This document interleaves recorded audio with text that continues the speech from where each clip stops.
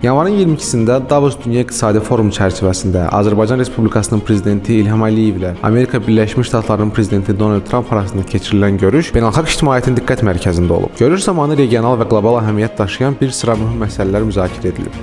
Azərbaycan-Amerika Birləşmiş Ştatları münasibətlərinin hazırki vəziyyəti və gələcək perspektivləri ətrafında geniş fikir mübadiləsi aparılıb. Söhbət zamanı ötən il avqustun 8-də Vaşinqtonda Azərbaycan və Ermənistan arasında sülhün irəli aparılması istiqamətində əldə olunmuş razılaşmalar xüsusi vurğulanıb. Prezident İlham Əliyev həmin prosesdə Amerika Birləşmiş Ştatlarının prezidenti Donald Trumpın tarixi rolunu qeyd edərək, onun siyasi iradəsinin və vasitəçilik səylərinin regionda uzunmüddətli sabitliyin təmin olunmasına mühüm töhfə verdiyini bildirib. Bu amil Amerika Birləşmiş Ştatlarının Cənubi Qafqazda sülh və təhlükəsizliyi möhkəmləndirməsinə konstruktiv mövqeyinin göstəricisi kimi dəyərləndirilib. İlham Əliyev Azərbaycan və Ermənistan arasında münasibətlərin normallaşması istiqamətində atılan real və praktik addımlara toxunub. Dövlətimizin başçısı bildirib ki, artıq regionda faktiki sülh mühiti formalaşıb və bu təkcə siyasi deyil, eyni zamanda iqtisadi və humanitar sahələrdə də özünü göstərir. Sülhün mövcudluğu iki ölkə arasında yeni əməkdaşlıq imkanının yaranmasına şərait yaradıb. Bu kontekstdə Prezident İlham Əliyev Azərbaycandan Ermənistana neft məhsullarının ixrac edildiyini, həmçinin idxal olunan taxılın Azərbaycan ərazisindən tranzit keçməklə Ermənistana çatdırıldığını diqqətə çatdırıb. Bu faktlar regionda qarşılıqlı etimadın artdığını və iqtisadi əlaqələrin tədricən formalaşdığını nümayiş etdirir. Görüş zamanı Zəngəzur dəhlizinin regional bağlantılar baxımından mühüm rolu xüsusi vurğulanıb. İlham Əliyev qeyd edib ki, bu nəqliyyat arteriyası şərq-qərb və şimal-cənub nəqliyyat marşrutlarının kəsişməsinə yerləşərək regionun logistik potensialına əhəmiyyətini dərəcədə artırır. Zəngəzur dəhlizi təkcə Azərbaycan üçün deyil, bütövlükdə Cənubi Qafqaz və daha geniş coğrafiya üçün iqtisadi inteqrasiyanı sürətləndirən layihə kimi qiymətləndirilir. Eyni zamanda TRIP layihəsinin də regional və qlobal bağlantılar baxımından önəmi qeyd olunub. Bu layihə enerji, nəqliyyat və ticarət sahələrində yeni əməkdaşlıq imkanını yaradaraq